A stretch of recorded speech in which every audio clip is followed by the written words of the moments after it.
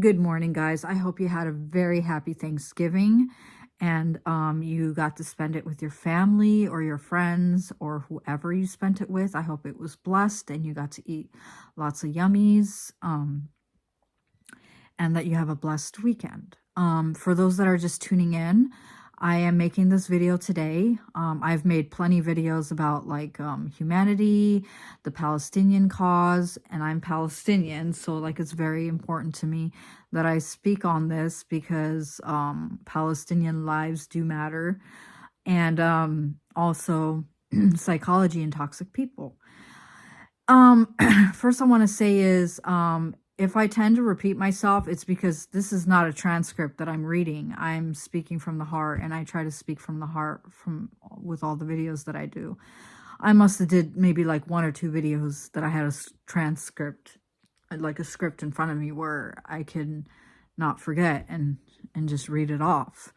But I think it's better to speak from within and just be authentic. And this is what this video is about, authenticity. And which the world is lacking today because we have a lot of fake people. And in order to be authentic, you need to heal within. You need to heal within because once you're healed fully and you love yourself, you will be able to be comfortable in your skin and you don't need to put on an act. You won't care what people think. You won't think twice. You will be yourself, whether people love you or they don't love you. So I'm making this video today about authenticity, speaking on toxic people and how to recognize toxic people. It's not the regular toxic people that you see, like yelling, screaming, whatever, just lying, stealing type of people. And those are definitely not good people to be around. But I'm talking about, it's more insidious, basically. More insidious than, that type of toxic person. And what I mean by insidious is like it's crazy making behavior, it's gaslighting, it's the push and pull, it's a cycle of abuse that these people do to others. And it can happen in the friendship, it can happen in the relationship, but I'm going to talk about the relationship.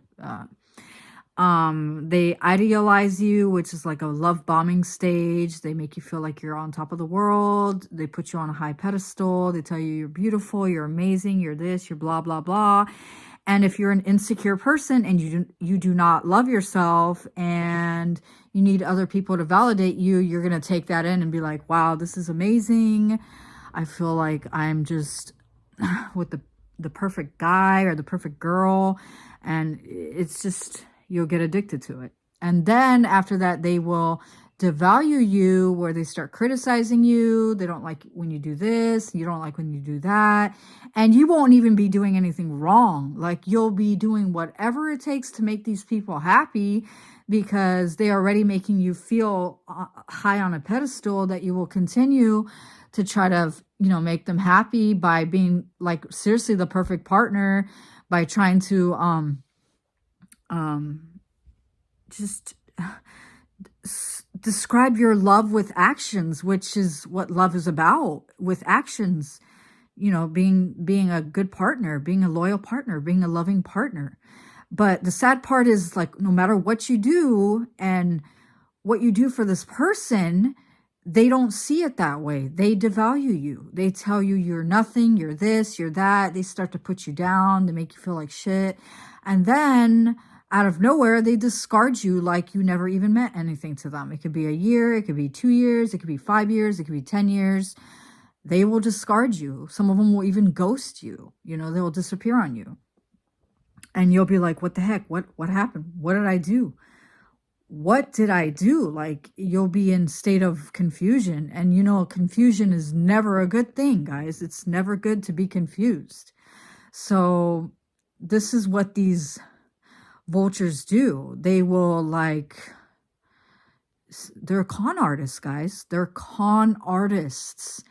Their goal is to suck your energy, just suck it all. Like a vampire needs blood. Like they got to suck all your energy, and they use you for your resources, or they use you for whatever they want to use you for. It could be sex. It could be like just companionship. It could be for just like to be around. I don't know. They just use you for anything they can use you for. And then once they get everything they need, then they discard you like you're just a piece of garbage, like you're nothing, like you're just trash. And it's so hurtful. It is like the worst feeling to be discarded by somebody that you've been there for, like you've done everything for, like you've been the best partner to this person, and they just discard you like you're a piece of trash. But it happens, and this is called narcissistic relationships, guys. These people only use you for supply, narcissistic supply, in order to feel good within, to validate themselves. They need exterior validation, not interior validation, which is healthy validation. So they need the exterior validation. And they get it by coming after, you know, people with good hearts, God-fearing, loving people that really try to live a righteous path. That's who they target. And you think that you did something wrong. It's all, you deserved it, or why do I have to keep attracting these type of vampires? But it's really not you. It's either a lesson that you need to create boundaries and not let people cross your boundaries, or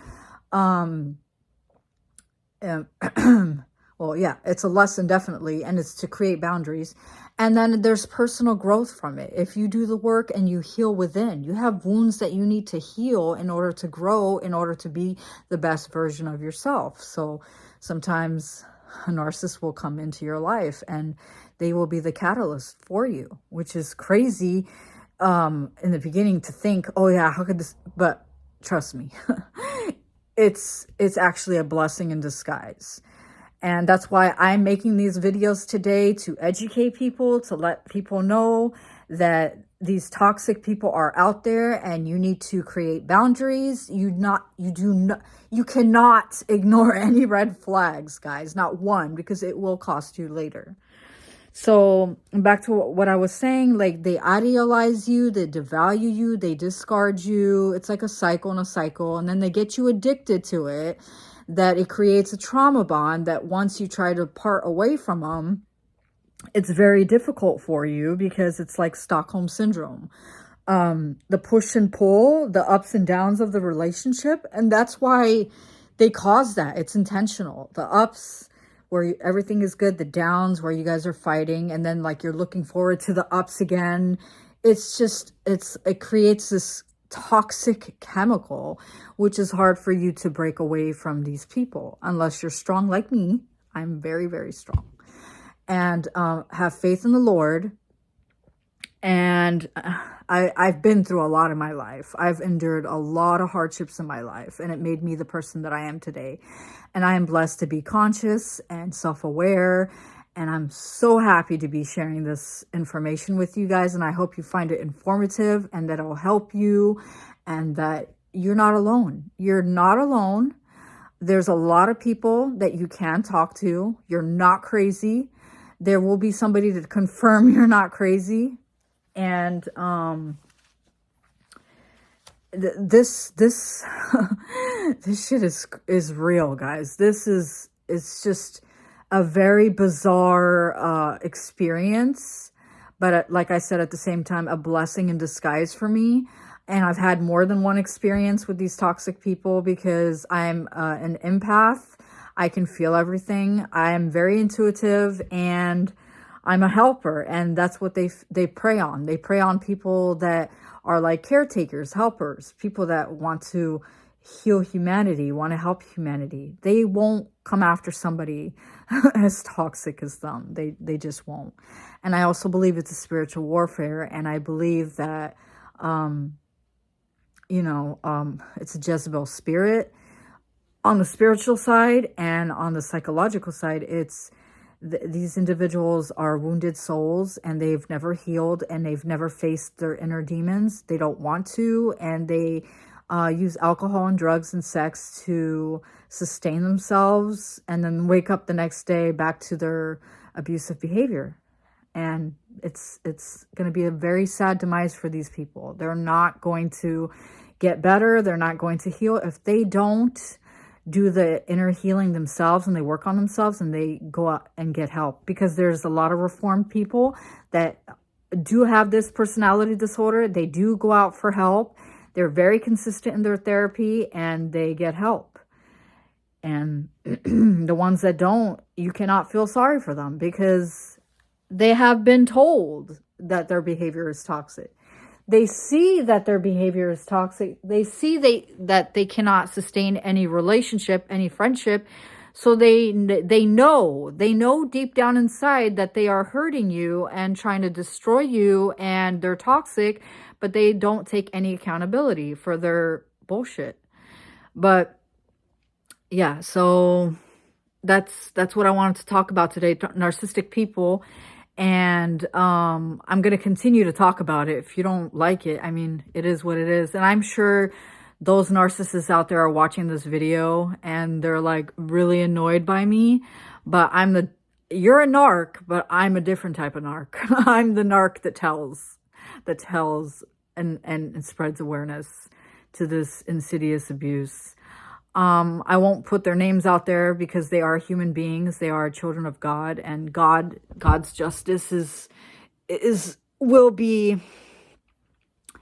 will happen, you know. And sadly, I'm one of those people that I've witnessed the Lord do his justice, and I've begged for mercy for these people, because that's just the type of person I am. That's the type of person I am, because I love the Lord, and I believe that, you know, they are wounded souls. They were abused in some type of way, and they're children of God, and it's really if God is a merciful God and a forgiving God, then I need to be too. So, but I won't stop spreading awareness and letting people know that you're not alone, and you deserve to be loved. You are worthy. You are special. You're a child of God, and he loves you, and you're a masterpiece.